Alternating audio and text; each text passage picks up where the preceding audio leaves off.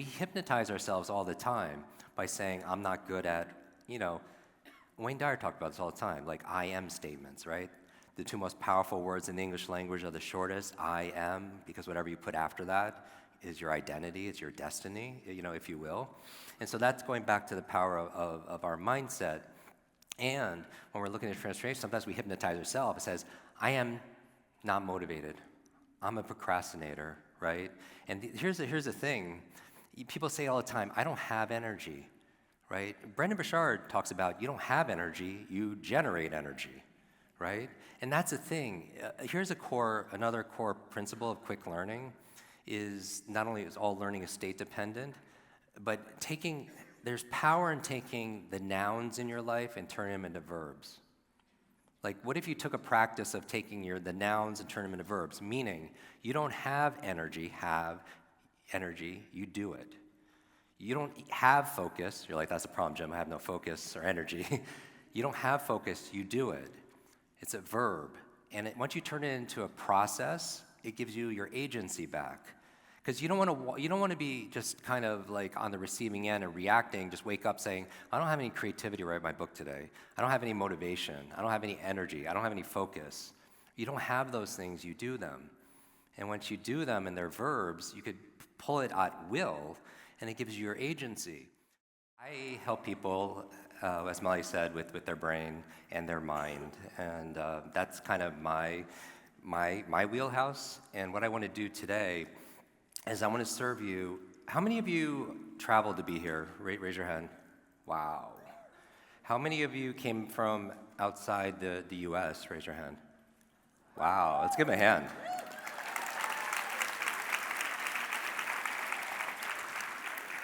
Can I get the countdown timer going?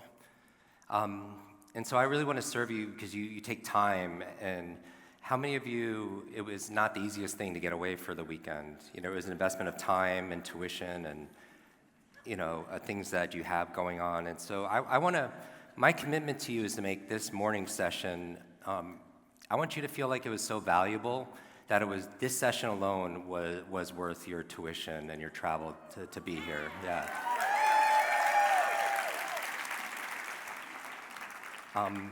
And in order to do that, I don't have I have no slides. I want to make this more conversational. I want to ask you after the past couple of days with these luminaries, Mel and Brendan and Gabby, in terms of where you're at right now, what do you need? Like what brought you here? What contribution can I give you that's going to help you feel like this session alone was worth your time and your travel to be here? Just give me an idea here. And ideally, I love to hear from people who have something that everybody could benefit from, or the majority could benefit from also as well. Yes? For me, even all through school, it was Recall and retention.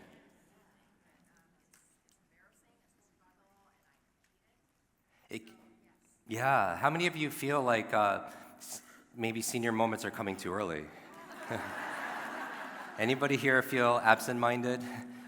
Like maybe you read a page in a book, you get to the end and just forgot what you just read? And you go back and you reread it, and you still don't know what you just read? Or how many of you done this? Like, how many of you came here like to have a better memory? Raise your hand. How many of you forgot why you came here today? Do you know somebody who they misplace things all the time, like their purse or their cell phone or their keys? Or if not their keys, something much larger like their car. They forget they're using like their car alarm as like GPS, trying to figure out where they parked that day. I think I forgot some of the costly words in life. I forgot to do it. I forgot the meeting. I forgot what I was going to say. I forgot that conversation.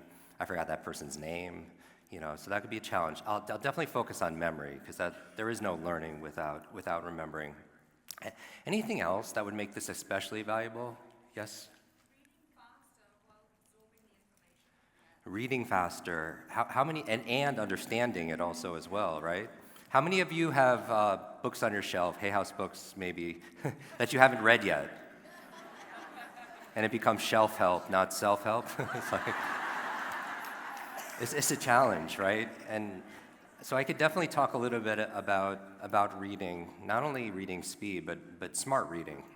If you're not going to read it any faster, how would you actually understand it better? How would you enjoy it better? How would you remember it better also as well? Okay, so memory and reading, that's great. Yes? Learning new things, especially technology. Learning new things, especially technology. How many of you would like to just be able to learn better, just overall? I think that's the number one skill to master today in the 21st century. You know, the example I use is if there was a magical genie and this genie could grant you any one wish, but only one wish, everyone would ask for what? More wishes, right? Hopefully.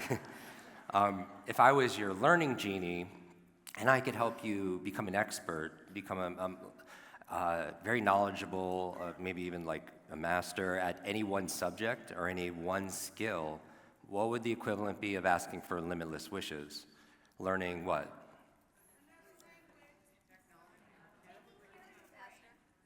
Learning how to learn, right? Because if you can learn how to learn, you can learn how to concentrate and focus and understand and organize information, retain information, apply it. You could apply it towards all those things. Your brain, you could apply it towards technology, you could apply it towards money, marketing, right?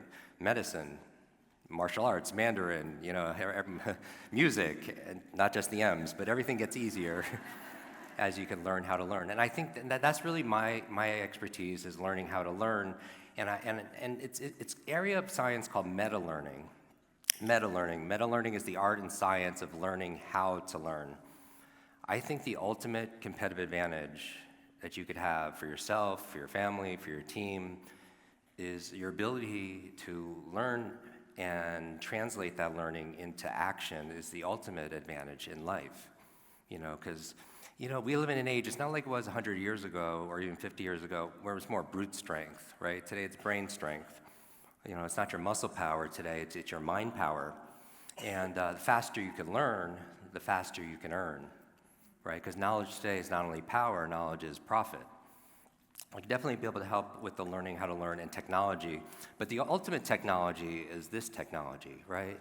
How many of you upgrade your technology pretty often? Your phones, your apps, or you get these updates on there, these notifications, if you will, but we don't get these notifications for our brain. Like, when's the last time we took time to upgrade this technology that has created all the technology? Anything else that would be burning? Yes? How to focus even when there's a million things going on around you. Motivation and focus, the two things. So let's talk about this. How many of you would like to have greater focus? Right? Nobody wants, who wants less focus? Because if you can't focus to get things done, and it's interesting, on a day like today, I don't know if you were, maybe your kids did this or you did this growing up. You ever play with a magnifying glass on a very sunny day, and you would burn? What would you burn? Ants? You're burning ants. Lick leaves and stuff like that. But when you're burning those leaves, and not insects, what you're doing is, but that point is very sharp, right? Like when you use a magnifying, it's very bright. And isn't it interesting the words that we choose to use when we say somebody is sharp or we say that they're very bright? What are we communicating? That they are what? That they're smart, they're intelligent, but maybe they're not so smarter. Maybe they're just better focused. Does that make sense? So focus is, especially in a world, how do you maintain your concentration in a world full of distractions? Rings, pings, dings, app notifications, social media alerts, right? All these things. So we could absolutely. And then motivation is huge. And I'm sure you got a boost of motivation the past couple of days, yes? I'll give you a model for motivation that I feel like you could use every single day. So it's not just a feeling, it's something that you could articulate and you could duplicate at will. So in order to do this, and this morning, the reason why I feel like we could do this is not because I'm so great, it's because you're together we're so great, right? And you're born with this incredible gift between your ears, called the brain. The brain, unfortunately, doesn't come with an owner's manual. So, and it's not always user-friendly. You're like, why does it do the things that it does? But I want to show you some simple things that I've learned over the past 32 years of teaching this that just gives you I talk about something called a focal point. And stand up, everyone, real quick. Here, do this. What I want you to do is just, let's get in our bodies a little bit. What I want you to do is just take this hand or elbow and just touch the opposite knee and just alternate. Just kind of go back and forth to the best of your ability. Just kind of wake up your body. How many of you are familiar with educational kinesiology, brain gym, cross crawls, right? We're crossing the midline, encouraging communication between your left and right brain through the corpus callosum. Are we getting this on video too? This is awesome. All right, do this. Shake out your hands and massage your earlobe with the opposite hand, and then do the same for the other side. And then what I want you to do is inhale and squat down, and exhale and squat up. Inhale, squat down. Exhale, come on up. Inhale, get down. Exhale, come on up. And with a smile on your face. We're getting this on video too, right? Just one to go. Again. You're like, your family's gonna ask your friends, like, what'd you learn? All right, shake out your body. All right, keep standing. So as your body moves, your brain grooves. I never want to learn something in a passive state, because that's the thing. Those are the things that just we don't remember, right? When we're not engaged. But as you move your body, you create these things called brain-derived neurotropic factors, BDNF, which is like fertilizer for neuroplasticity, which allows you to learn new things, right? The neuroplasticity is a science where novelty helps you to make new connections inside your brain, and your brain is not set.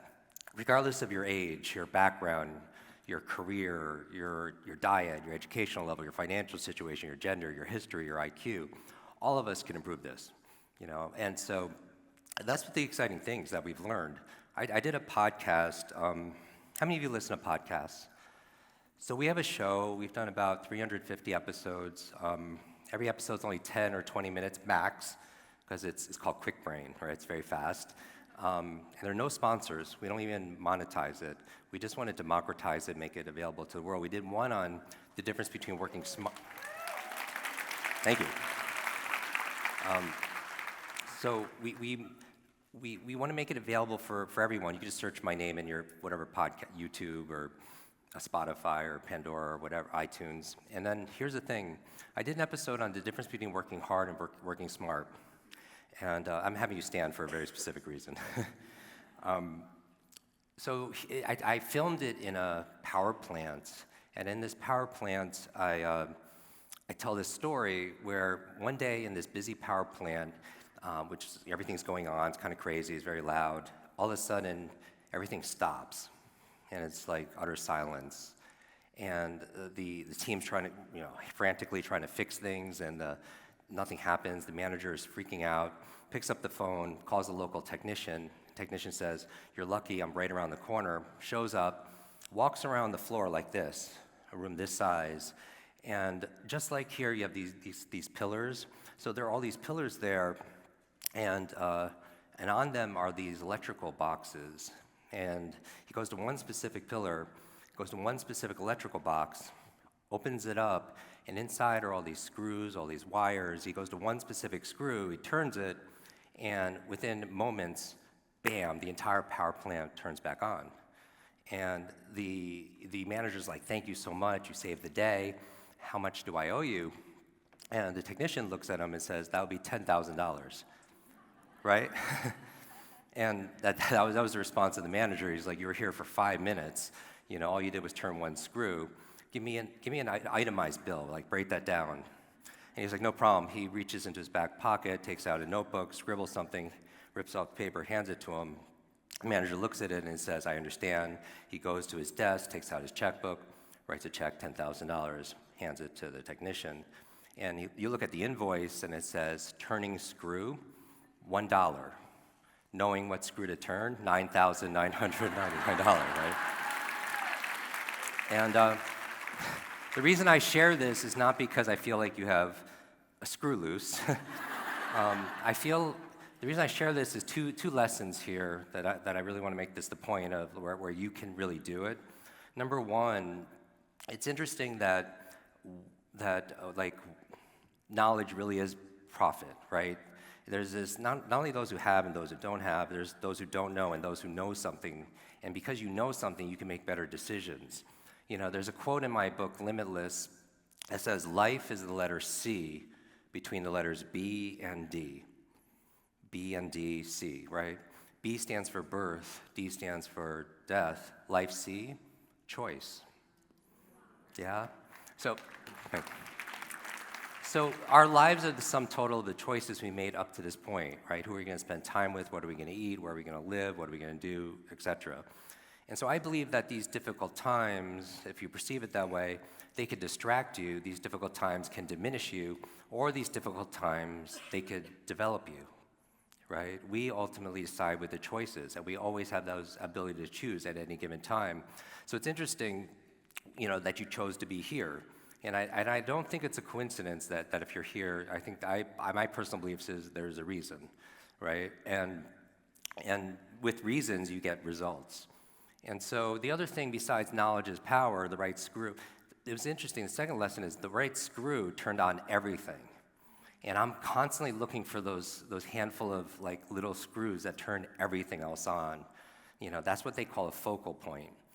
And a focal point, you know, is the things where you get minimal input, but big output. It's almost unfair, right? Because you know how to do that. And I think learning how to learn allows you to have those secrets. So have a seat. I'm gonna go through this really quickly, and then I'm gonna do some more Q&A.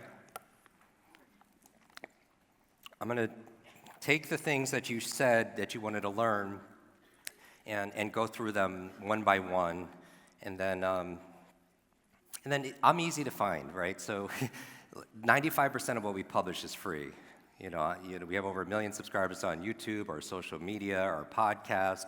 You know, so if you want to go deeper, I encourage you to look there. And there's a link actually I uploaded right before I got on stage in my Instagram. You could just go to jimkwik.com/more. And I actually uploaded a whole speed reading masterclass that will double your reading speed. You don't have to pay for it. It's just a thank you for being here. But that will allow you to, if you could just double your reading speed, like most people read about 4 hours a day. And if you could just double your reading speed, that cuts it down to what? 2 hours, a little math in the morning, 2 hours a day. If you save 2 hours a day over the course of a year, how many hours is that over the course of a year? A lot. Well, let's say we just save 1 hour a day over the course of a year. What's that? 365 hours. How many 40-hour work weeks is that approximately? These are the brain exercises. How many 40-hour work weeks? About 9. 9 full work weeks. 2 months of productivity you get back saving just 1 hour a day, you know, on something. And so I want you to do that, be able to apply it towards your Hay House books. And I believe, you know, leaders are readers, right? If somebody has decades of experience and they put it into a book, and you could sit down in a few days and read that book, you could download decades in a days. Well, I mean, what an incredible advantage that is, right? How many of you have written a book? How many of you want to write a book that you feel like there's a book inside of you, right? And I look forward to reading all your books. I'm an avid reader. For 4.5 years, I read a book a day. I mean, I can't go a day. I'd rather go a day without eating than a day without reading almost. And that wasn't always the case, because those of you know, my beginnings. I had a traumatic brain injury when I was 5 years old. I took a very bad fall when I was in kindergarten class, head first into an iron radiator, rushed to the emergency room, covered in blood. And my parents, they said before, there was a shift, right? I was very playful, energized, curious, but I became very shut down afterwards. And I had this slow processing, as they would describe it, where teachers would repeat themselves over and over again, or my parents would repeat themselves over and over again. And I would pretend to understand, but I didn't understand. And it was a very delicate time for anyone going through this, especially at 5 years old. I had focus issues, memory issues. It took me 3 more years longer just to learn how to read like the other kids. And it was tough. You know, did you sit in those circles growing up and pass around a book and you had to read out loud? How many people had that experience? I actually think that's a lot where the fear of public speaking came from. Because think about, like, you're not great at reading, you know, first time out, and all eyes are on you, and we're not performing really well, so we associate that nervousness and that making mistakes and the judgment and all of that things that we do at any age or stage, right? And so when that book got closer and closer and you had to read a paragraph out loud, I would get it, and even talking about it, I could feel it inside, right? Like I'm like tapping, I'm thinking about, but I would get it, and I would look at the words on the page, and nothing. And I would be so like shameful, embarrassed, and I would just pass the book on, you know.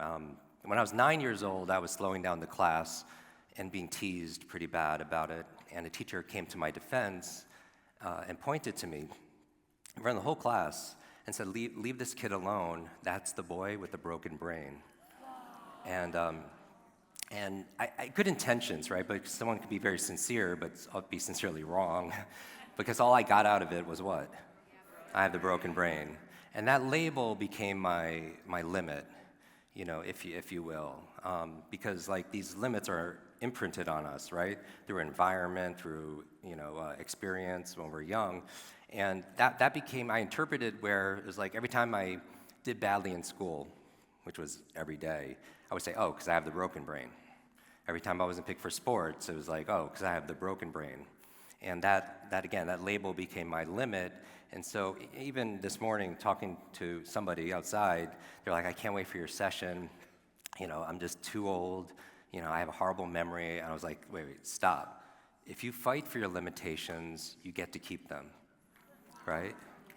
Don't you feel like, you know, like if you truly understood how powerful your mind is, you wouldn't say or think something you didn't want to be true.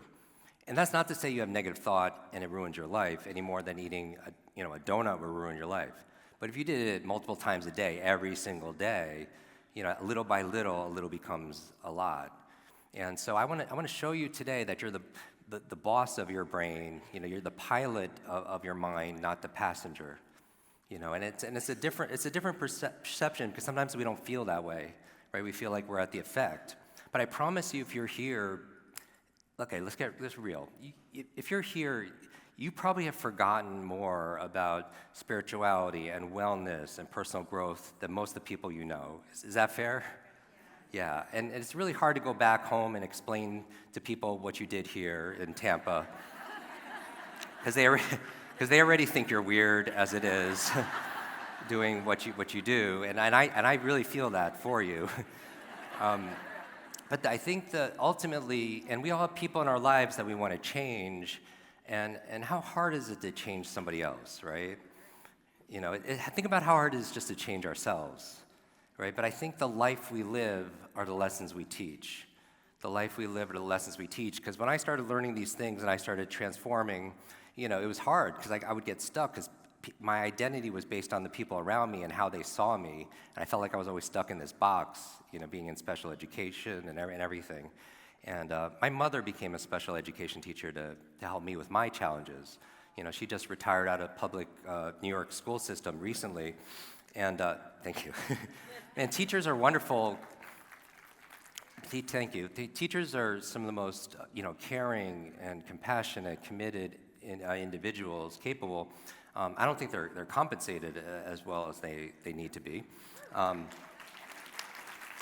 But the challenge is more of a system issue, right? It's just like healthcare or any of these industries. The system is slow to change. You know, we live in an age, you mentioned technology, you know, AI and like autonomous electric cars and spaceships that are going to Mars.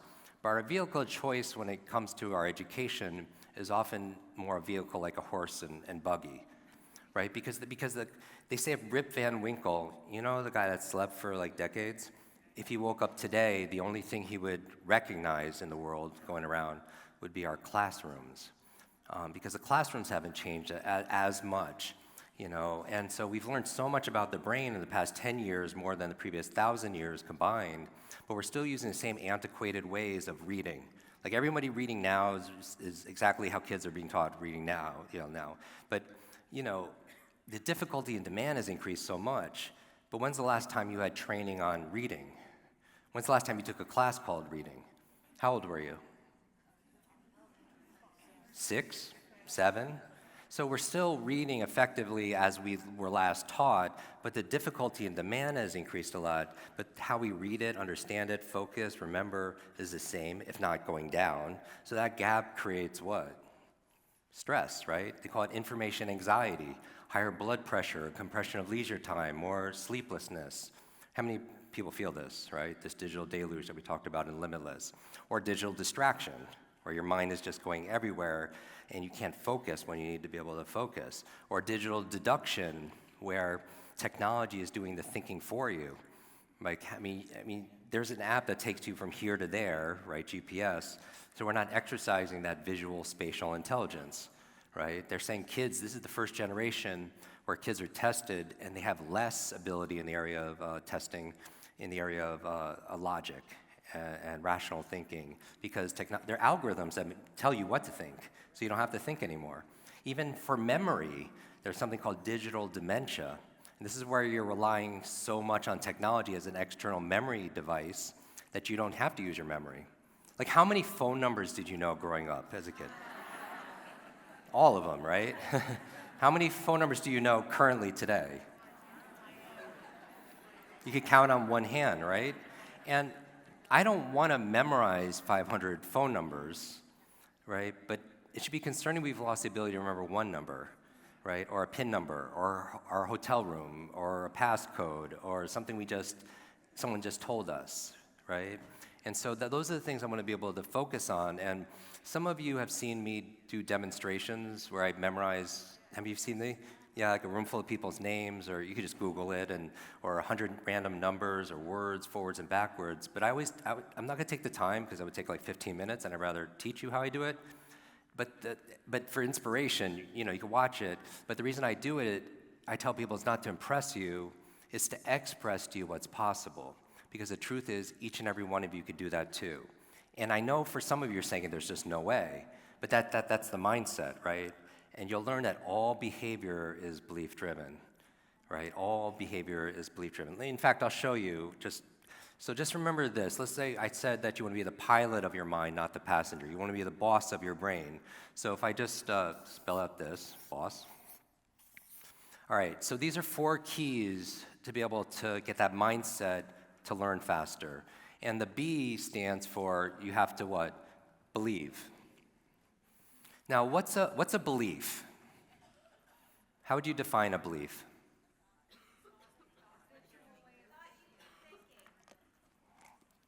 A thought you keep thinking? How would you define a belief? Something that's been programmed in your mind. It's something that you hold as true, right? A lot of beliefs, though, are what I call lies. L-I-E, a limited idea entertained. Do you know what I mean? It's not necessarily true that you're too old or that you have a horrible memory. It's a limited idea that you're entertaining at that time. And you'll learn that all behavior is belief-driven, right? So before I teach you how to remember names and how to give a speech without notes, read faster, those kind of things, we have to address the belief. Because if you believe you can or believe you can, either way, what? You're right? Henry Ford said that. Let me show you what a belief is. Stand up real quick. You're like, oh, he's one of those guys. And make just some distance from the person next to you, just to spread out just a little bit. I know it's hard because there's a lot of people here.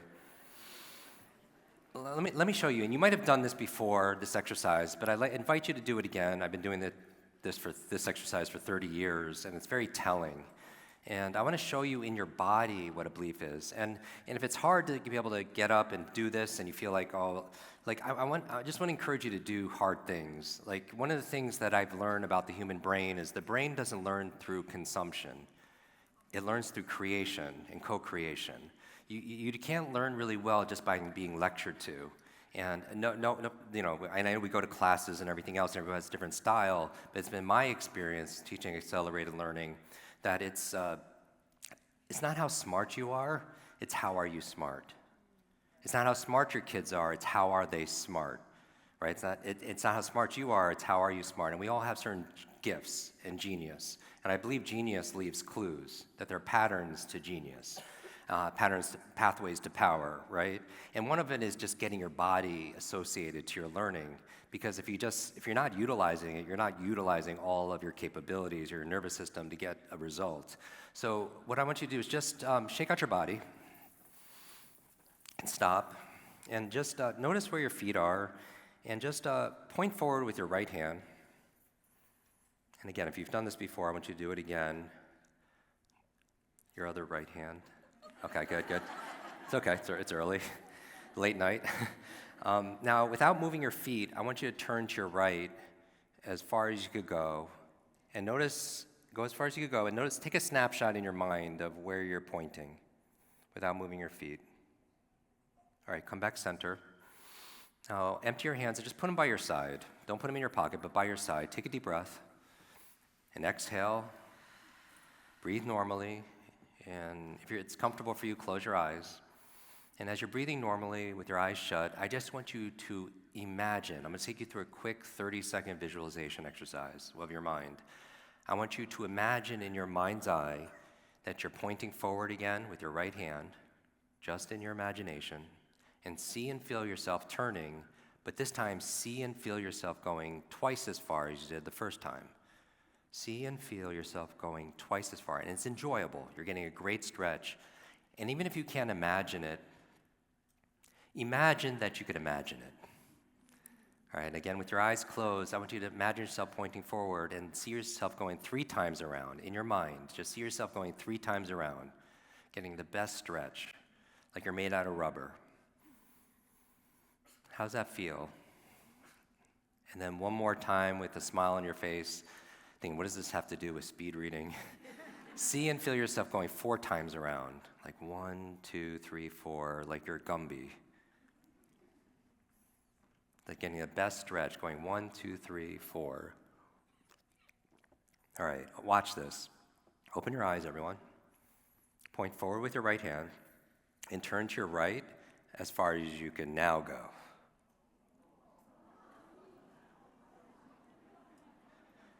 Clap if you went further the second time. Amazing.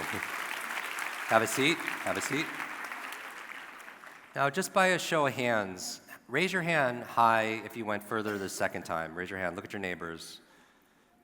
Right? So that's most everybody. So my question for you is this. Was it physically possible for you to go that far the first time? Yes. Like nobody took a yoga class when our eyes were closed, right? You're physically capable of doing it. Where was the limit if there was one? In your mind, right? And then you could say, well, I didn't have a belief on how far I could turn. How many beliefs do you think we have? A lot, right?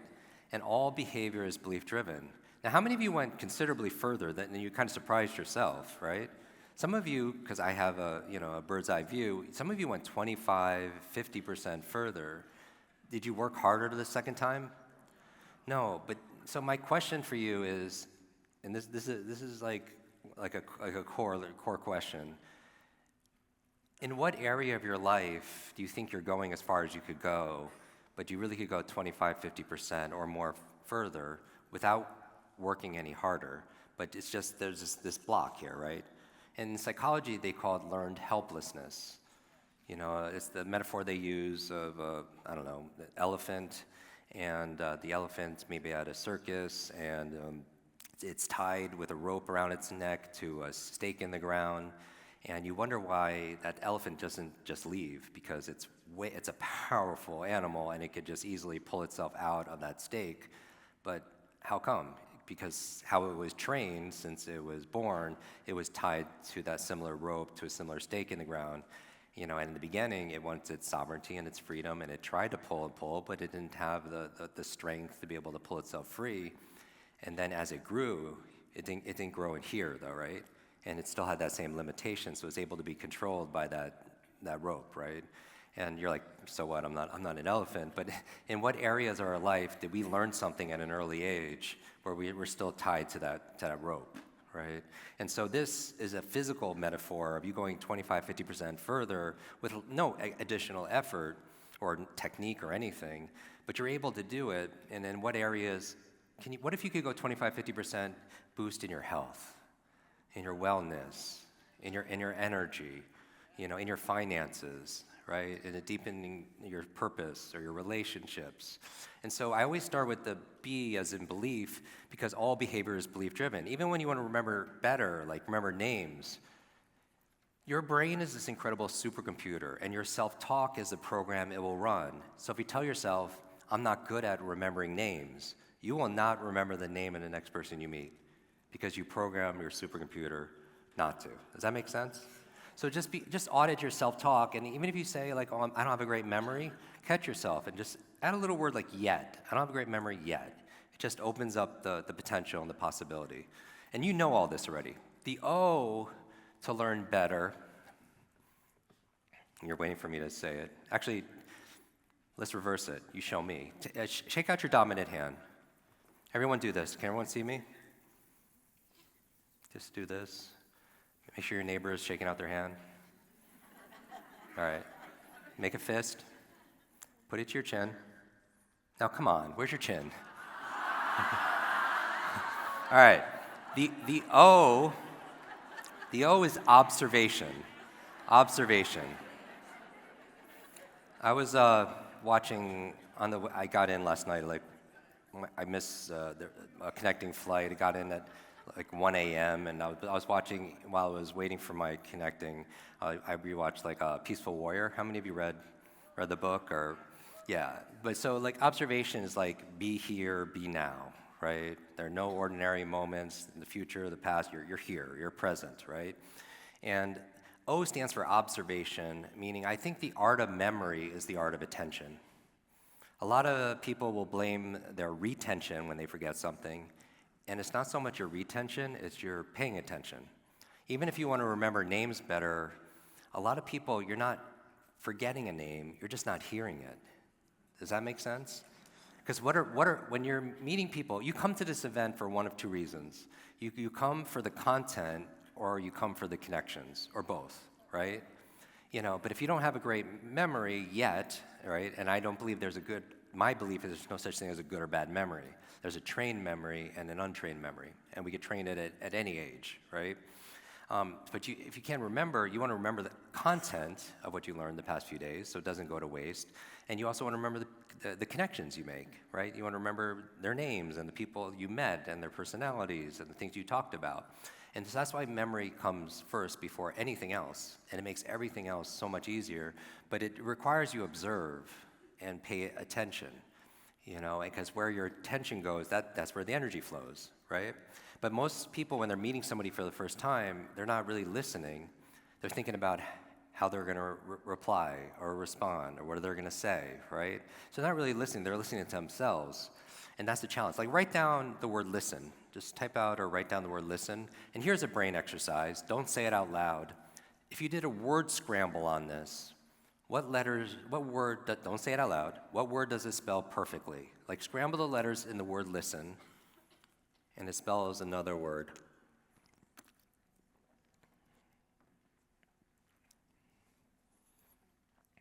What word does it spell? Silent. And that's a wonderful way to observe, is just to be here, present. Because you could remember a name, it's one word, right? It's maybe two words, right? Because you have this, you're born with the number one wealth-building, device asset in the world, which is your brain, right? And so you could think about how many words you've learned up to this point. And most of us learn when we don't even realize we're learning, right? It's not like most of the things that you've learned, you didn't learn in traditional education. Right, you learn it through experience, but it requires that you observe and pay attention, not be in the future or be in the past, but you're here right now. The S, this is a big one. This is state. Now, when I say the word state, I mean your emotional state, a snapshot of your mood, of your mind and your body. And I want you to write this down, because this is a core principle of accelerated learning. All learning is state dependent. All learning is state dependent. Now, if this is familiar to you because you've seen me talk, you listened to our podcast, or you read Limitless, what I want you to do is, from a belief standpoint, the B is just hear it in a new way. Because I really do believe that the masters, I don't think I'm masters, but the idea of being expert, I feel like what keeps us from getting to that level is this belief that I know this already. You know what I mean? When we say like, oh, I know this. And I think that the people that really excel, they really lean into the basics. They really get really good at the fundamentals. And you can meditate on a phrase, for like people want 100% comprehension of what they read. But the truth is, you could meditate on a phrase for years, right, to get more and more understanding out of that same thing. And so it's coming from that beginner's mind, right, to be able to see it and really like a martial artist or somebody else, yogi, to be able to lean into things that really, really matter. And all learning is state dependent. Now, I said emotional state. How many of you want a better memory? Raise your hand. All right, do this. Do this with me. Information, say this. Information. Okay. Hey, house family. Information combined with emotions become long-term memories. So the emotions, because information by itself is very forgettable. It's just the truth, right? But information, when it's combined with added emotion, becomes unforgettable. Yes? How many of you, there's a song that could take you back to when you were a teenager? You could hear a few notes, because the emotion brings it back. Because you have part of your middle brain, you have an amygdala, and you have a hippocampus that are connected. And the hippocampus is a storehouse of memory. Amygdala is a switching station for emotions, right? So emotions and memory go hand in hand. Like how many of you, there's a fragrance or a food that could take you back to your child, right? Because information is forgettable, but information tied with emotions become unforgettable. But what was the primary emotion you felt like sitting in class in school? Honestly, no judgment, but how did you feel mostly? Anxiety, confusion, boredom, right? So if boredom was the primary emotion you felt when you're in school, on a scale of 0 to 10, what's boredom? 0, right? And if it's information times emotion, the emotion is boredom or 0, what's anything times 0? 0. And then you wonder why you forgot the periodic table, right? Because you didn't have the emotion. So all learning is state dependent. Now here's the real question underlying this. Who controls how you feel? You do, right? Because you don't have feelings, you do them. See, what I think I can do it really is about, it's about transcending. Transcend. You're ending the trance, right? You're ending this mass hypnosis through marketing or media that says that you're broken, or that you need to be fixed, or you're not enough, right? Or if it's not an external trance hypnosis, it's internal, it's self-hypnosis, right? And we hypnotize ourselves all the time by saying, I'm not good at, Wayne Dyer talked about this all the time, like I am statements, right? The two most powerful words in the English language are the shortest, I am, because whatever you put after that is your identity, it's your destiny, if you will. And so that's going back to the power of our mindset. And when we're looking at transformation, sometimes we hypnotize ourselves. It says, I am not motivated. I'm a procrastinator, right? And here's the thing. People say all the time, I don't have energy, right? Brendan Burchard talks about you don't have energy, you generate energy, right? And that's the thing. Here's another core principle of Kwik learning is not only is all learning is state dependent, but there's power in taking the nouns in your life and turning them into verbs. Like, what if you took a practice of taking the nouns and turning them into verbs? Meaning, you don't have energy, you do it. You don't have focus. You're like, that's a problem, Jim. I have no focus or energy. You don't have focus, you do it. It's a verb. And once you turn it into a process, it gives you your agency back. Because you don't want to be just kind of like on the receiving end and reacting, just wake up saying, I don't have any creativity to write my book today. I don't have any motivation. I don't have any energy. I don't have any focus. You don't have those things, you do them. And once you do them and they're verbs, you could pull it at will, and it gives you your agency. Because you want to identify more Because you're a thermostat, you're not a thermometer. Like when I'm talking about transcend, ending the trance, like we're taught that we're thermometers. That's what we're taught. Like what does a thermometer do? What's its only function? Yeah, it just reacts to the environment. Is that right? 100% that's what it does. Whatever the environment is, it reacts. And that's what a thermometer does. A thermostat doesn't react to the environment though. It knows the environment, it gauges the environment, it knows the temperature, but what is a thermostat able to do? Right, it sets a temperature, and what happens to the environment? The environment reacts to it. So you want to be that thermostat. I mean, sometimes we're thermometers, we react to how people treat us, we react to the weather, we react to politics, the economy, right? But the happiest, and certainly the most fulfilled people, they don't react as much as they respond, right? And they set a temperature, and you set a vision, you set goals, right? In your business, you might set KPIs or what have you, and then you take the invisible and make it visible. Just like this, you visualize going further, and you went further, right? And that's where the power comes from. Like even with this belief thing that we did, athletes do that too. They don't just do physical training, they do what? They do mental training. They see themselves, they see the ball going in the hoop, right, or in the hole, or what have you. And that's what did Roger Bannister do in '54? Broke the 4-minute mile, right? Throughout human history, nobody could run, that was the limit. Nobody could run a mile in less than 4 minutes, right? And there was an ESPN special recently, I don't know if you saw it, but how he was able to do it was not just physical training, he would do mental training. He would close his eyes like you did, and see himself crossing the finish line and looking at the clock, and the clock says 3 minutes and 59 seconds. Because he knew he's a thermostat. He needed to see it here before he saw it here, right? Wayne Dyer said, it's not that you'll believe it when you see it. He said, you'll see it when you believe it, right? So it's all an internal process. And so when we're talking about, our beliefs and how far I could turn, that wasn't the interesting thing, is that he visualized it. Like, I got that part. What was interesting to me is nobody could run less than a sub 4-minute mile throughout human history, thousands of years. One person does it. What happened after he did it? Yeah, other people started breaking the 4-minute mile. Now, were there big advancements in nutritional support or shoe technology or training methodology? Where was the shift? In the mindset, in the belief, right? Because if you believe you can or believe you can't, either way, you're right. You know what the belief was before? Not that I can't do it, I can do it, right? It's not that, it was the human heart couldn't sustain a sub 4-minute mile, and it would explode in your chest. That's what the belief was. Now, I'm a runner. My last name really is Kwik. I didn't change it to do what I do. It's my father's name, it's my grandfather's name. My destiny was pretty much planned out. I had to be a runner back in school, right? A lot of pressure when it says Kwik right on your shirt. I run, every day. I run and I read. Those are things that just, for me, I need to be active physically and mentally. And I think reading is to your mind what exercise is to your body. It's the best exercise, especially if you're using, a quick read. You're using smart reading, right? It's the difference between going for a walk and like really doing training.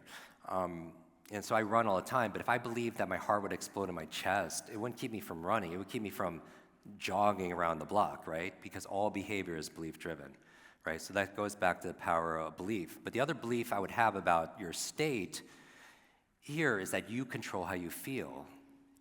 Like right now, like as a proof, if you wanted to feel excited about and interested about what I'm saying, how would you sit? Sit the way you'd be sitting if you're totally focused and energized and interested. Now, why do you even have to move? But notice, though, that inherently your physiology is going to affect your psychology.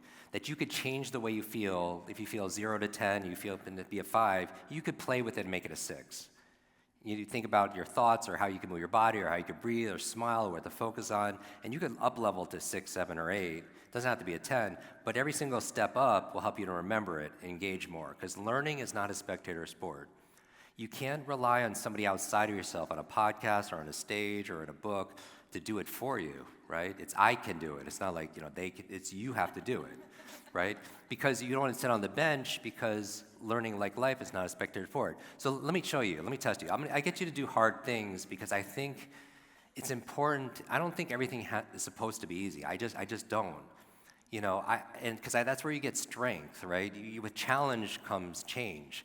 And you don't have to introduce a whole lot more adversity, into our lives because we have enough challenges. But I think it's important to have some kind of resilience. Because if you just did the easy thing in life, you binge watch, you eat whatever you want, then life gets very hard over time, right? If you just did the easy things.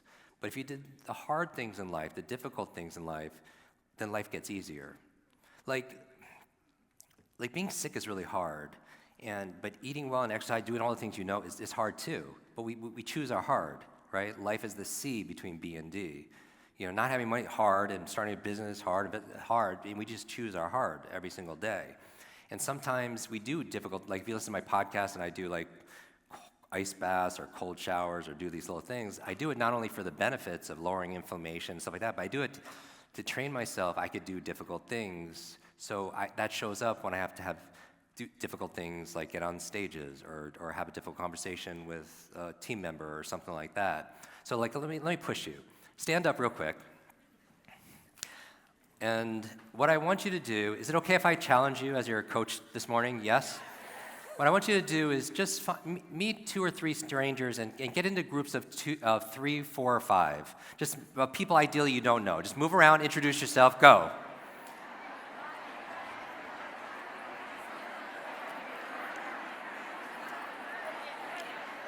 Move around, get out of your comfort zone. Just get in groups of 3, 4, 5. 3, 4, 5.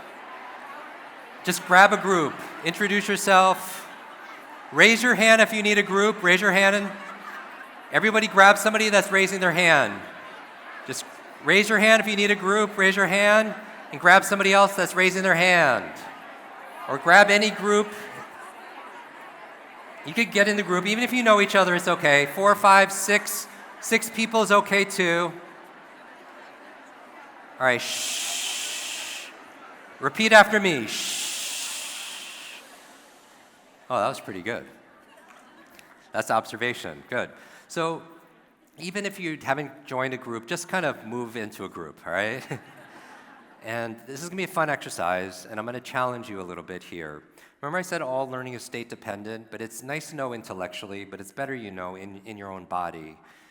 When I was a child, I mentioned I couldn't read, and I taught myself how to read late at night, looking at comic books. When my parents thought I was sleeping, I'd be underneath the covers with a flashlight, and something about the images and the story, the hero's journey, which I modeled, for Limitless, and for how many of you are familiar with Joseph Campbell's work?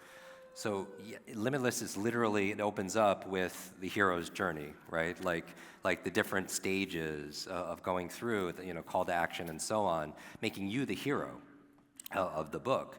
And so something about good versus evil, or one person can make a difference, that superheroes were flawed, but they offered hope, and they offered real help, and it brought the words to life for me.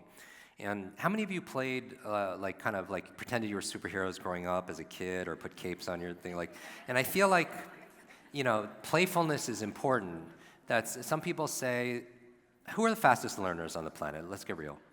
Like children, how fast can they learn like a musical instrument or languages? Or pretty fast, right? I did this to a group of 10,000 people, and I was like, who are the fastest learners on the planet?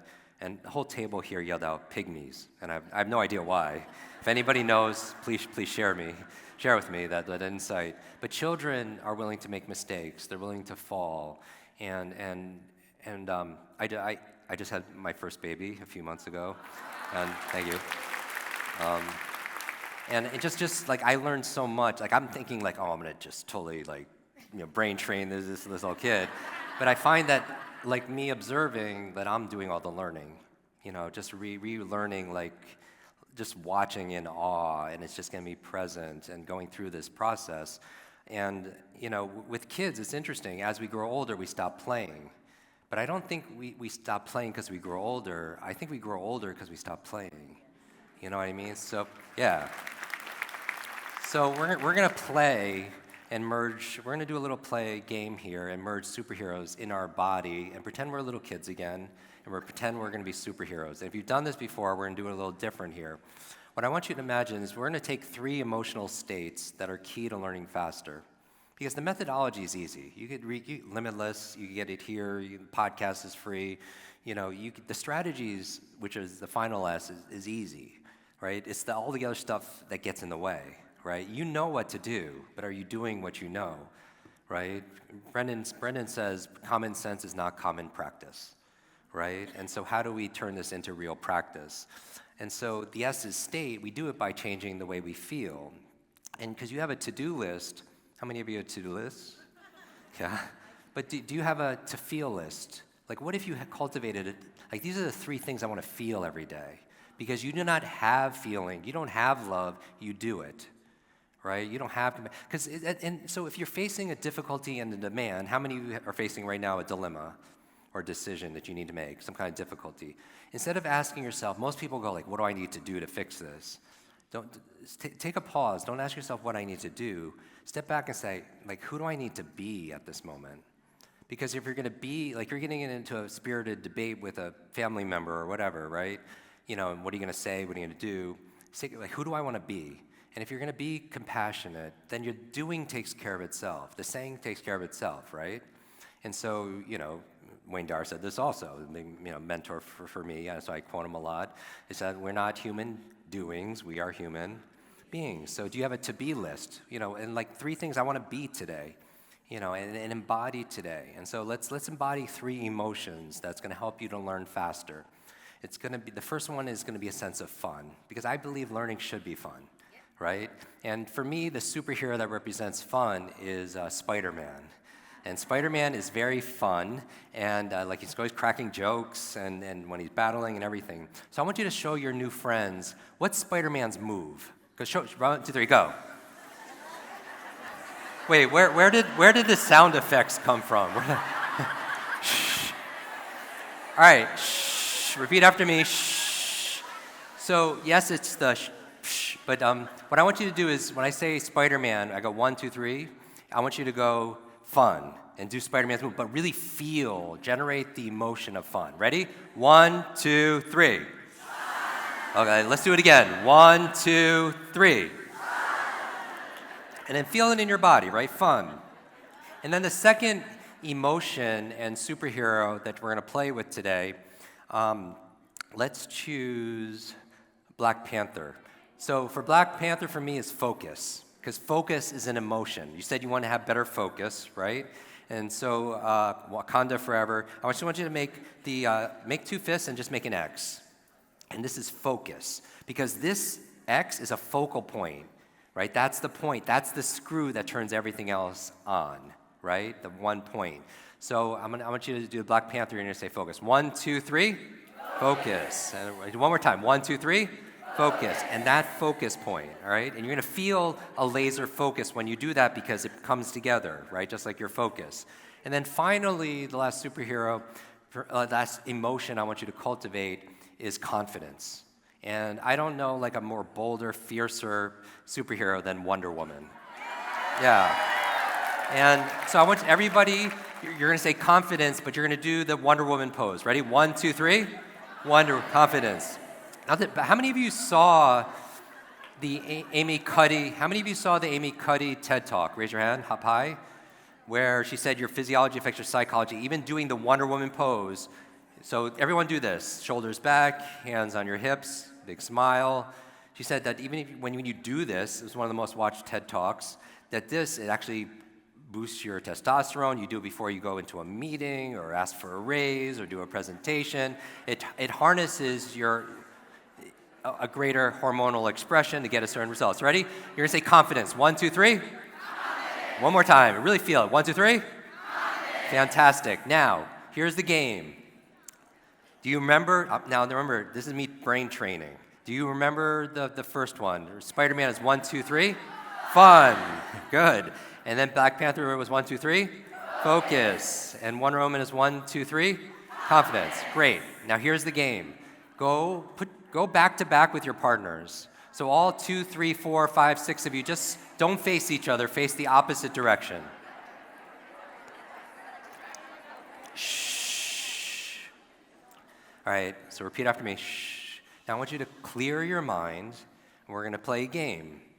And here's the game we're going to play. In a moment, I'm going to say 1, 2, 3. When I say 3, I just want you to turn around and pick one of those emotions, those superheroes, and say the word and do their move. It's either going to be fun, Spider-Man, Black Panther focus, Wonder Woman confidence. You're going to choose one. When I say 1, 2, and 3, you're going to turn around. Now the goal is to win. All of your team members have to match you perfectly. All right? So whether it's 2 people, 3 people, 4 people, 5, or 6, you match. And if all of you did the same thing, chose the same superhero, the same move, the same word, then you win. Now, what's the sound that you make when you win? Go ahead. All right, my Hay House family, really, when you win, what's the sound you make? All right, if just one of you doesn't match, right, then you lose. What's the sound you make when you lose? Oh, that was too natural. That was a lot easier and organic. Yes, so that's the sound you would make if you didn't match, even if one person misses, all right? So just clear your mind. Take a deep breath. 1, 2, 3.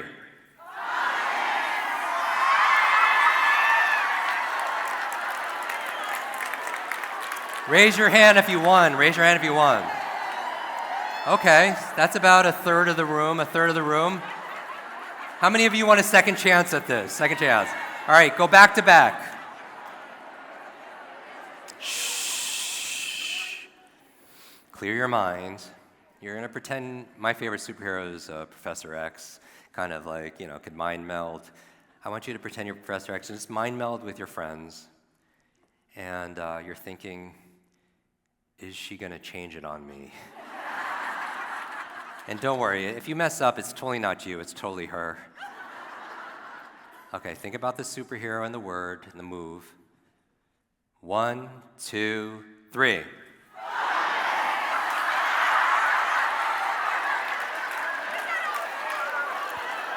All right, give some high fives or hugs and have a seat. High fives, hugs, have a seat.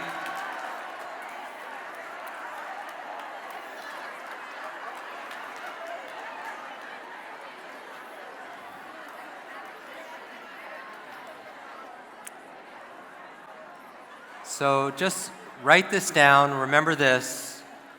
All learning is state dependent. All learning is state dependent. If you really want to study something, understand it, learn something, don't just pick up a book in a dull, sedative state. How many of you use reading as a sedative? Like you have a book by your nightstand that's been there an embarrassingly long time, and you use reading as a way of putting yourself to sleep. That's not the greatest state association to learning, because you take that into other areas when you need to read something and you fall asleep. And so whenever I really want to absorb something and retain it, I think about what is the state that I want to have. Like maybe I want, because you control it. Like I go to these events all the time, right? And the events changed my life, and that's why I attend all these gatherings. And I'll be waiting to go on stage. And maybe the person in front of me is, I look around and I'm like, people are just like not paying attention. And some people are like dozing off. And I notice myself like checking, like listening and just like, yeah, I'm kind of like, what's going on here? And then, but I check myself and I'm like, I control how I feel, right? It's not this person in front of me or the people around me. And here's the thing, like I could use my mind and I want to create a state of curiosity. So that's the state I want to cultivate. I'm like, okay. I'm like, this is fascinating. How's this guy putting everybody in this room asleep at the same time? And I'll actually get like really wondering how that's happening, and I'll get totally interested, And so I can control my emotional state at any time. So the principle here is, if you want to learn something when you're listening to a podcast or reading a book or listening to someone on stage, is don't just hopefully it lands, because this doesn't go in one ear and out the other, is control your state, right? I remember I got to meet my superhero Stan Lee. Yeah. Can you imagine what, as a boy, like what that meant to me? He created for those yeah, Marvel, X-Men, Avengers, all of them, right? And we were in the car going to dinner, and I was like, Stan, you've created all, like my favorite hero, like so many great heroes. I was like, I need to know, who's your favorite? And he said, Jim, it's Iron Man. And I was like, wow. I was like, and he asked me, he said, Jim, who's your favorite? I'm like, oh no. But he had a Spider-Man tie, and I was like, Spider-Man. And without a pause, in his iconic voice, he goes, with great power comes great responsibility. And wow, and so many of you know that, and you probably don't even remember where you first heard that, right? And I had 3 head traumas before age 12. My parents immigrated here. My dad was 13, lost both his parents, didn't speak the language. We lived in the back of a laundromat that my mom worked at, and everybody has their own story, right? I wasn't because they had so many jobs, I wasn't really supervised, and so I had accidents, right? And at the same time, the person that was watching me was my grandmother, and when I had my head injury as 5, simultaneously, she started to change, and she started to forget things, right?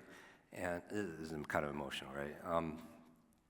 So like she would call me by my father's name, or she would repeat herself, and I'm 5 or 6 years old, and I don't understand, like I'm learning, right, what adults are, and she'll say something she just said, and I'm just trying to process these things, and she started showing early signs of Alzheimer's. She ended up passing when I was 7 of dementia, and so these are my influences, with my head trauma, learning difficulties, Alzheimer's in the family, that kind of put you on a path, right, in terms of my dharma, my personal mission.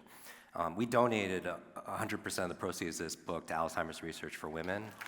So I appreciate women, and also to build schools for girls around the world in Ghana, Guatemala, Kenya, healthcare, clean water.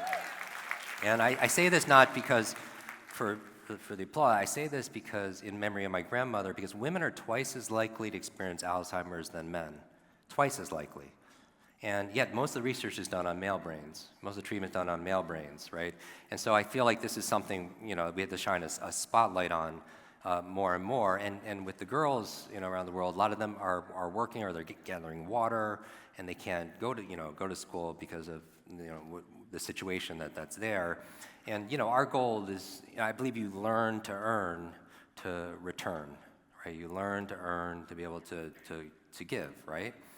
Because I think that's what we do in life. Like how we're most fulfilled, you grow. Like everything in nature grows or it dies, and everything has to give back to the environment, or it's eliminated, right? I call them grow givers, right? You grow so you have more to give, right? As opposed to going and getting, or just the opposite. So anyway, coming back to this, that's the importance of state, and I'm constantly thinking about, how do I want to feel? How do I want the people around me to be able to feel? And I do it in a directed approach. The last thing here, these are the strategies, which I'm going to go through right now. And I'll go through them kind of quick. But the reason I leave that last is if you don't believe things are possible or pay attention to be present in the moment and control your state, if you just did this, you don't even need strategies, really, because you're just going to remember names. You're going to be able to read faster if you're focused and you believe it's possible, and so on. But let me share with you a model that I call the Limitless model that I really feel is what allows real transformation to happen. All right? I want everybody, if you can, if you're putting this in notes, I want you to imagine, so Limitless is not about being perfect. Limitless is about advancing and progressing beyond what you currently believe is possible, right? It's make progress. But where in your life, you don't have to say it out loud, do you feel like you're not making progress? Where in your life, what area of your life do you feel like you're stuck, like you're in a box? So if there's a box, right, it's 3-dimensional, right? This box is 3D. The 3 forces, if you feel like you're stuck in that box, there are 3 forces that keep you contained in this box. Right? These 3 forces I'm going to illustrate by 3 circles. So just imagine 3 circles like this, like Mickey Mouse. So these are the three forces to becoming limitless. These are also the three forces that limit you. So I like to put labels on things because once you do that, it allows you to have distinctions and gives you power in any kind of environment. And let me show you this because this is, and then I'm going to show you something kind of advanced that's not in this book. It's actually in a, Hay House should be really happy. I just submitted my next book to Hay House, and it comes out, the pub date is in November, so I'm really excited about this. I'm going to share it with you. You'll be the first to kind of hear a preview of this. So these are the three forces, the three dimensions that keep you in this box. And I want you to imagine a goal. What's some kind of goal? You know, you have a goal. You hear all about goal getting and goal setting, and you could search my name online in terms of my goal setting process and goal getting process, Jim Kwik goal setting or whatever. Let's say you have a goal that's specific and measurable and everything else like that, right? You want to look a certain way, feel a certain way, make a certain amount of money, whatever that goal is, right? Just have that.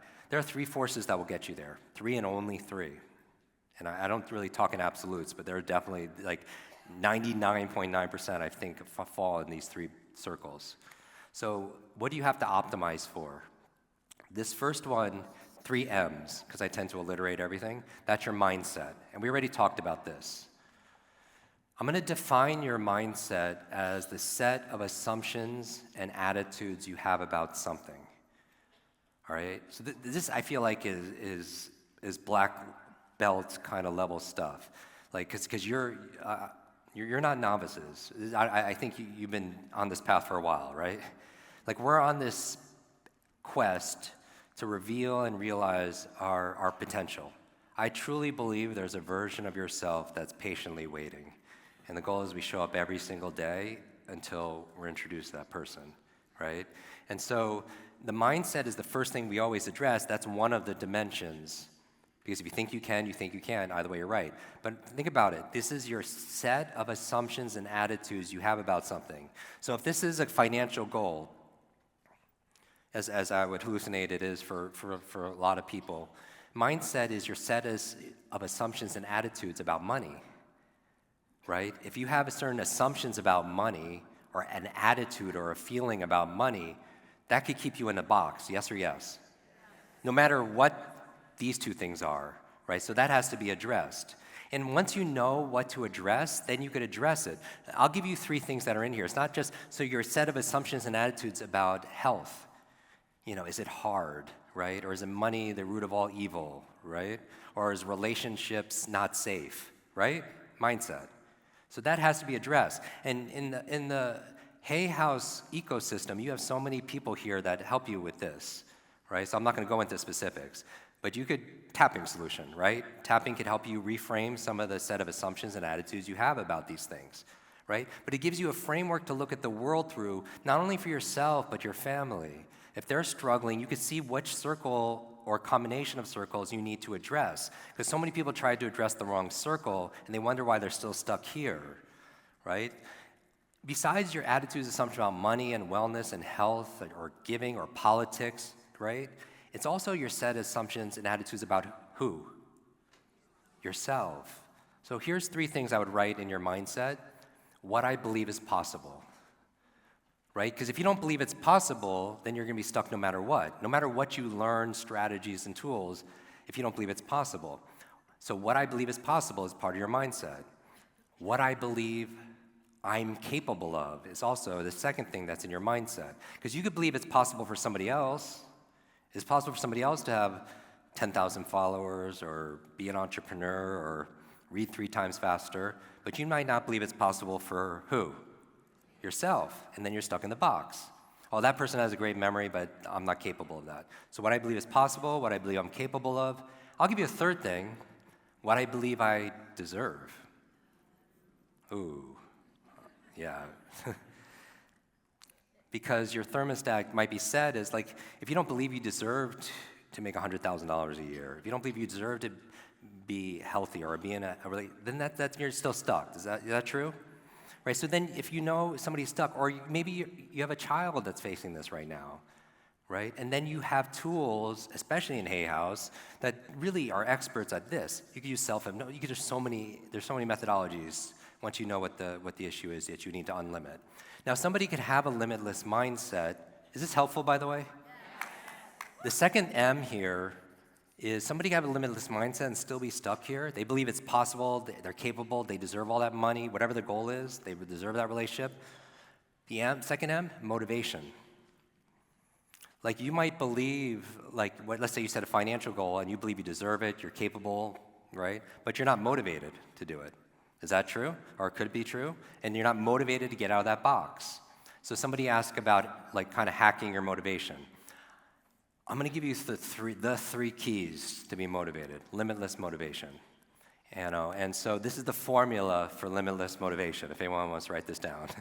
It's the letter P times E times S3. P times E times S3. If you want to motivate yourself, or if you want to motivate your child, or you want to motivate somebody to buy something from you, it's the same formula, internal motivation or external motivation. The P stands for purpose. Here's the success formula: head, heart, hands. If you have something in your head, your mindset, right?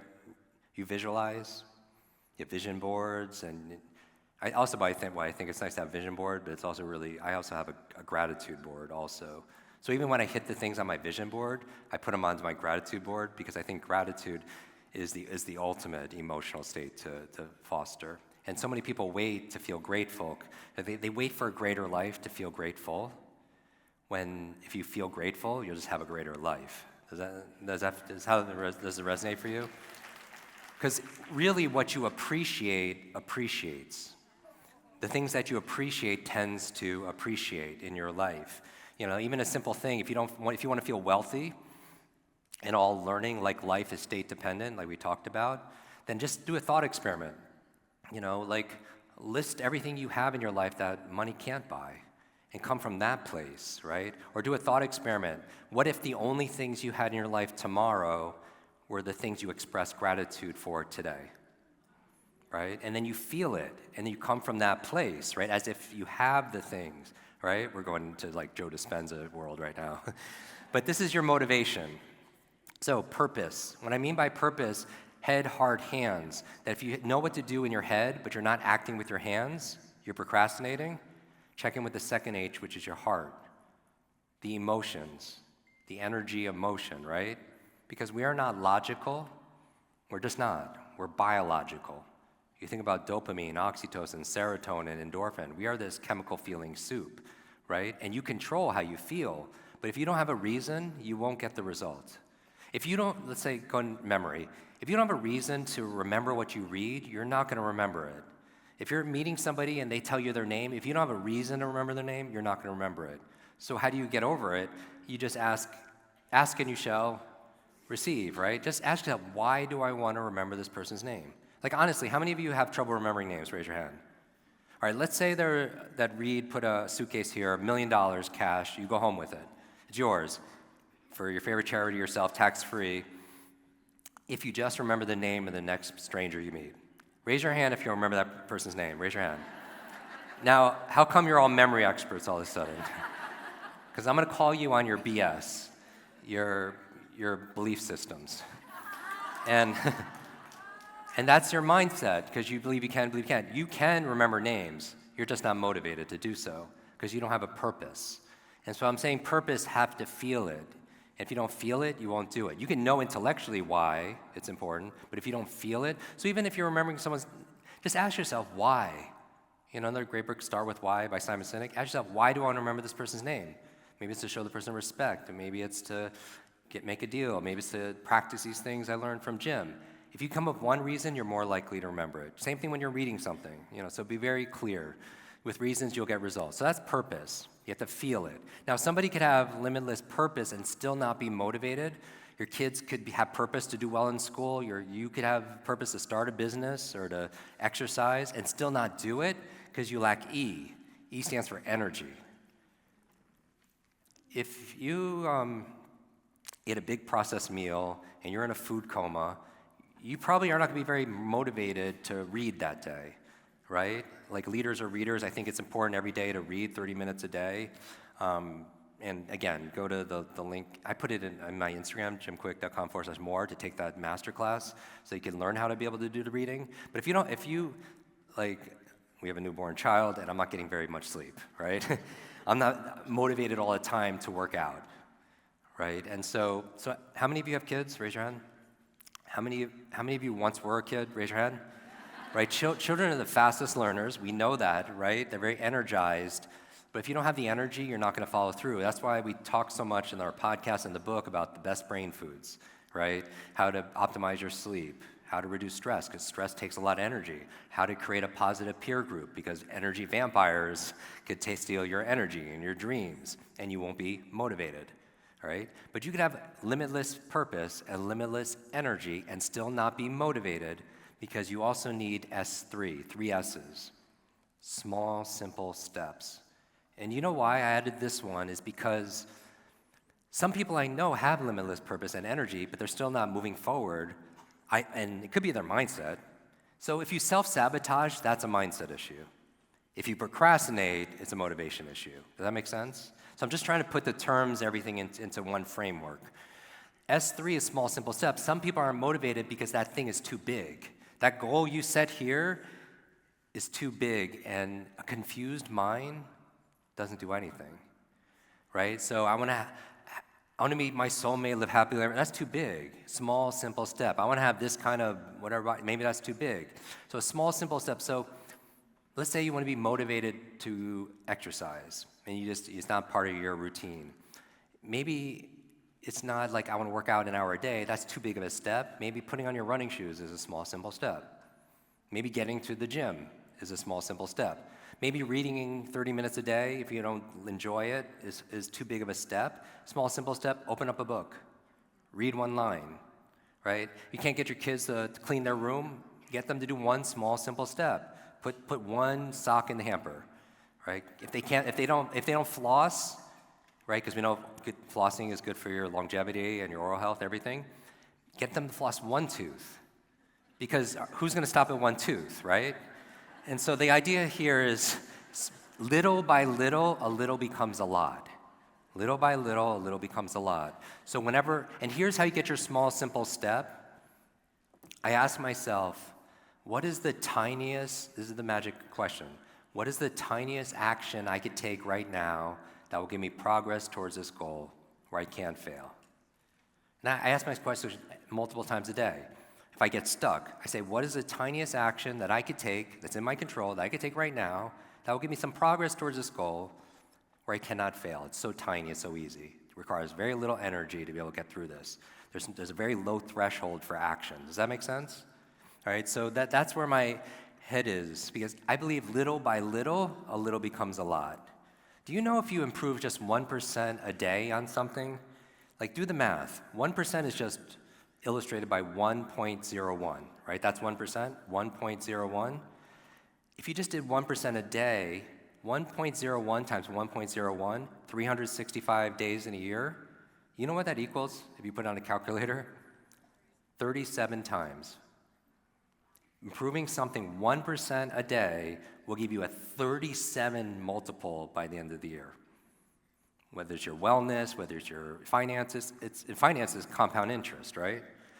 So little by little, inch by inch, it's a cinch. Yard by yard, it's too hard, right? All right, and then finally, somebody can have a limitless mindset. Think about your goal where you feel stuck and you have a goal to overcome it. You can have a limitless mindset, believe it's possible, believe you're capable, believe you deserve it. You can have limitless motivation and still be stuck in that box because you need to upgrade your methods. Because somebody could believe it's possible and be motivated, but you use old methods of making money, old methods of being healthy, right? Old methods, whatever it is. And so the methodology makes sense, and you learn a lot of methodologies, at these gatherings. But the only reason I put it last is because you could be constrained by your mindset or your motivation, even if you know what to do. Because so many people know what to do, but they don't do what they know. Because the truth is, knowledge by itself is not power. Knowledge is what? Potential power. Knowledge has the potential to be power, but doesn't become power until we what? Apply it. You know, 3 questions that I ask throughout, like I would be asking all through today, and even looking back on the past couple days, here are my 3 favorite questions for learning. How can I use this? I'm obsessed with this question. How can I use this? Because I feel like I can learn from anybody or anything. Because the life you live are the lessons you teach, right? That's integrity. That's the life you live are the lessons you teach. So I'm always like, how can I use this? The second question, why must I use this? Because if I don't have a reason, I won't get a result. The third question I ask, when will I use this? And that's a magic question, right? Because you probably have a notebook or a phone full of content for the past couple of days, right? But when you leave here, if you don't do anything new, nothing changes, literally, right? If nothing changes, nothing changes. And so the goal here is, how can I use this? Why must I use this? So you have some energy and purpose. And then when will I use this? Because if you don't schedule it, it's just not going to happen. I truly believe for every hour you spend learning something on a podcast and a book, at an event like this, you should spend an equal hour putting it into action. Otherwise, nothing changes, right? And so the methodology is key. But here's the thing. So many people right now are downgrading their dreams in this scary environment to meet this current situation, and especially the past few years. And I don't think I think it's a mistake to downgrade your dreams to meet the current situation. I think you should think about, instead of downgrading your dreams, how do you upgrade your mindset, your motivation? How do you upgrade the methods you're using to meet your destiny, right? And this is what I'm constantly thinking about. Now think about the speakers the past few days and their work, their books. Some people write specifically on mindset, right? Some people write motivation manifesto, right?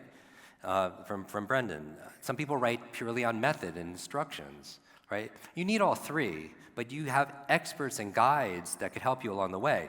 But let me show you another distinction that I made in Limitless. Where mindset crosses over with motivation, I'm going to give you 3 I's. This I here, the crossover, that's inspiration. Now think about an inspiring speaker, inspiring book, an inspiring movie, right? They help change your mindset and give you a little bit of energy and motivation, right? But they lack the method, right? But you're inspired.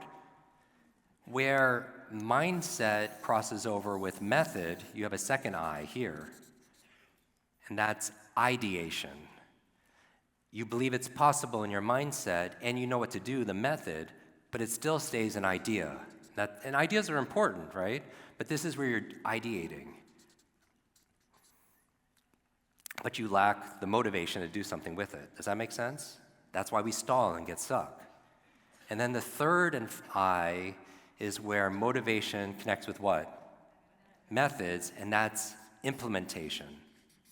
You're motivated, and you know the method, so you're implementing. Does that make sense? But you could still be stuck here because you're only going to be able to implement up to the point where you feel like your mindset allows. What you believe you're capable of, what you believe you're what's possible, what you believe you deserve, right? Where all 3, like the M's and 3 I's hit here, that's integration, right? That's your identity. That's your limitless self, because everything is unlocked. You believe you have a limitless mindset, limitless motivation, and then the upgraded limitless methods, and then this is just who you are. So what I thought about listening to all your questions about how do you read faster or anything, this could be I want to read 3 times faster. You have to adopt the mindset, the purpose, energy, small, simple steps, and then the methods, right? If you want to have this level of health or this amount of money, what's the mindset you need? What's the motivation? Tap into purpose, energy, small, simple steps, and what's the method you're going to use to be able to get there? And then when you unlock all of these, this creates the 4th M, which is momentum. Right? If you want that momentum, you're reducing the friction here, here, and here. So it's just, and people say, well, I don't have momentum. Most people have momentum. It's just, where's your momentum taking you, right? And so this is just, for me, this is the science and the art of becoming more limitless. And you could apply it towards speed reading, towards memory, but also your wellness, your happiness, right? Your relationships, everything that your income, everything that matters to you. One of the methods I want to share in the last few minutes that I have with you, the new book that we submitted, one of the things, the breakthroughs that I made was a distinction this past year, that people kept on asking the same kind of questions, and they're like, memory and reading faster and focus and motivation. I hope this helps. But I'm always looking for the underlying cause, the lead domino, right? What are the first few dominoes that make everything else easier? And that's one of them, right? What's the screws that turn the whole factory on in your life and in your brain? And I realized that for every single person, it's about personalized learning. And in an age of AI, and some of you might have been hearing about that, I don't think it's artificial intelligence. I think it's more augmented intelligence. And I'm looking how does augmented AI improve HI, human intelligence, right? And I'm doing a podcast on this, and maybe subscribe to it to be able to hear it. But when people ask, it's really about personalized learning. And I'm going to show you something that you could gift your family and your friends. And it's a distinction that you'll have. And I haven't taught about this. The first time I've talked about it on a stage. And it's about something I call your brain code, CODE. And I realized that over time, as I do research, and it was inspired by different paradigms and principles and methodologies like Myers-Briggs, or left brain, right brain dominance, or multiple intelligence theory, right? And other things that I pulled from introvert, extrovert, ambivert, right? And once you understand your brain code, then you understand how to remember names and read faster, because it's how you learn your best. And the code, CODE, stands for the 4 animals. So I put together like this quiz in this book. I also put it online, actually just now, this week. And the C in code stands for cheetah. And these are your intuitives. They're fast acting, right? They thrive in fast-paced environments. And maybe you identify yourself as a cheetah, or someone in your family is a cheetah. The O are your owls. And your owls are your logical individuals. They like facts and figures and data, right? And some, you might recognize yourself as an owl, or somebody in your family is an owl. The D is the dolphins, and our dolphins are our creative visionaries. They think in pictures, they're great pattern recognizers, they use their imagination. And then finally, the E in code are your elephants, and I think there are a bunch of them here. These are your empaths. The people that really have a high level of empathy, and they love collaboration and teams. So the new work that that we're putting out talks about this brain animal type. And once you know your brain animal, you know how to approach learning or studying or leadership, right? Because everybody has a different cognitive style. We put this test also, that same link, jimkwik.com/more, right? So you could take the test and talk to each other in terms of, there's nothing to buy, and so it's just to see your animal, or you go to mybrainanimal.com, you could do it during a break and just see what your animal is, and you'll get like a 4-page report on, hey, you are this type, and this is how I suggest you practice your focus, or your listening, or your remembering, and so on. Does that make sense a little bit? The last thing I want to share with you, as my time is wrapping up right now, is this. When we're talking about I can do it, and the last I could do it, I think I spoke at, Wayne was there. It was in Vancouver. And this model is how I recommend you can do it. You don't shrink what's possible to fit your mind. You expand your mind to fit what's possible, right?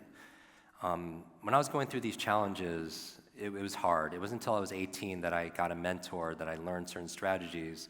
And because of it, I couldn't help but help other people. And one of the very first students, she was a freshman in college, she read 30 books in 30 days. Not skim or scan, but really read them. And I wanted to find out not how. I know the method because I taught her. I want to know why, because most people don't do that. And I found out her mother was dying of terminal cancer, was only given 2 months to live by doctors. And this is getting emotional again. In the books she was reading were books to save her mom's life. So she was reading books, Hay House books, and so on alternative medicine and natural method, mindset, spontaneous healing, and so on, and Deepak, all these books. 6 months goes by, I don't hear from this young lady, and I get a call one day, and she's crying profusely, just hysterically. And when she stops, I find out they're tears of joy, that her mother not only survived, but is really getting better. Doctors don't know how or why. The doctors were calling it a miracle. But her mother attributed 100% to the great advice she got from her daughter, who learned it from all these books. And I'm 18 years old, right? And that's at that moment I realized that if knowledge is power, then learning is your superpower. And it's a superpower we all have. Years later, I get a call. It's called, I found my dharma, my mission, right? I've been doing it every single day for the past 32 years. Yeah, I'm 50, 32 years. And so a few years ago, I get a call from a head of a studio that saw me speak, and they invited me to Hollywood to work with their executive board. And on a Friday morning, I do a training, and they said afterwards the brain training was the best they've ever done. The chairman walks me around the studio lot, which I've never been on before, and I saw this poster, some of you are familiar with the story, of Wolverine, right? And I was like, wow, I can't wait for this new movie to come out, because it wasn't coming out for a few months, because I love superheroes, right? But he picks up the phone, and 5 minutes later, I'm in a theater like this with 3D glasses, the only one with a control panel, watching Hugh Jackman fight all these super ninjas and everything. This is the best Friday afternoon ever. And because I'm still in this childlike state, like a 9-year-old, when he comes to get me, he's like, how's the movie? I was like, this is awesome, this is the best, right? Thank you so much. He's like, you don't, and I'm like acting like a kid, right? I was like, you don't know this, but I couldn't read as a kid. I read reading comic books. My favorite comic books was actually Wolverine and the X-Men.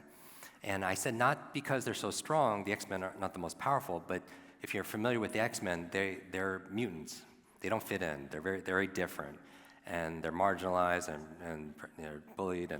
And I felt like that was like me, right? But one of the things I read when I was late at night under the covers was the X-Men school, where they brought these superheroes together with Professor X, was in Westchester, New York, a suburb of New York City, and that's where I lived. And so when I was 9 years old, I'm telling the CEO, I used to ride my bicycle every weekend trying to find this school, right? Because that was real for me. And I wanted to find my superpowers, because I wasn't good at anything, right? I wanted to find my super friends, because I didn't fit in. And I think everyone wants to fit, belong somewhere. And I'm telling this to the chairman in the Friday afternoon, I was like, Jim, I didn't know you like superheroes and the X-Men. We have another 30 days of filming a new X-Men movie in Montreal. Do you want to go on set? And I'm like, oh, yeah, that would be a dream, right? I totally do. What can I do for you, though? He's like, do what you did for us. Teach them how to speed read scripts, be focused on camera, memorize all their lines. I'm like, I could totally do that. So the next morning, we get on what they call the X-Jet, and I'm the last one on. And when I get on, the entire cast of X-Men's on that plane. And I don't even see Patrick Stewart and Hugh Jackman. I see like Professor X, Wolverine, and I'm sitting between Halle Berry and Jennifer Lawrence going to Montreal, and I'm brain training the cast and crew and sharing my tips. When we land, the very first thing that they shot on set took place in the X-Men school. And as a 9-year-old, I got to see my superheroes come to life. But even better than that, when I get home a week later, there's a package waiting for me the size of this TV, and it's this photograph. Maybe you could put it on. It's me and the entire cast of X-Men.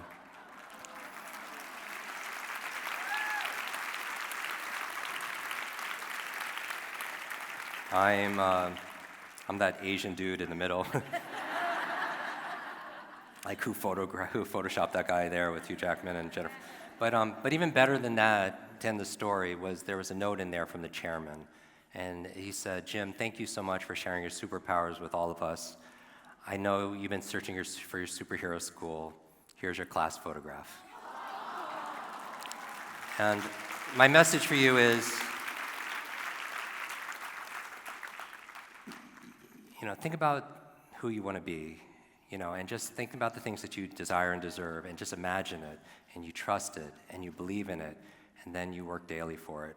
I believe your life is like an egg, that if an egg is broken by an outside force, it ends. But if an egg is broken by an inside force, life begins. And great things begin on the inside. And you have greatness inside of you. Thank you very much, everybody.